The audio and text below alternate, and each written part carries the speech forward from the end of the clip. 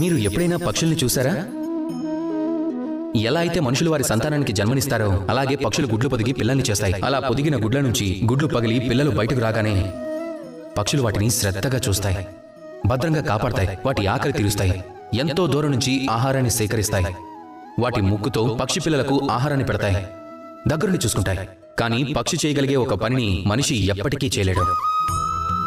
ఎప్పుడైతే పక్షికి తన సంతానం పెద్దదైనట్లు అనిపిస్తుందో పిల్లలే స్వయంగా ఎగరాలని, వారి ఆత్మరక్షణని వారే చేసుకోవాలని, వారి ఆహారాన్ని వారే సేకరించుకోవాలని ఆ తల్లి పక్షికి అనిపించిన వెంటనే వాటిని గూటి నుంచి పంపించేస్తాయి. అప్పుడు ఆ పక్షి పిల్లలు స్వయంగా ఎగరడం నేర్చుకుంటాయి, ఆత్మరక్షణ చేసుకుంటాయి, క్రమక్రమంగా వాటి ఆత్మవిశ్వాసాన్ని పెంచుకుంటాయి. కానీ మనిషి ఎప్పుడైనా తన సంతానానికి ఇలా చేయగలడా? చేయలేడు. మనుషులు తమ సంతానాన్ని తమ దగ్గరే కట్టిపడేసుకుంటారు. వారు పెరిగి పెద్దయినా సరే వారికి కావలసినవన్నీ సమకూరుస్తూనే ఉంటారు.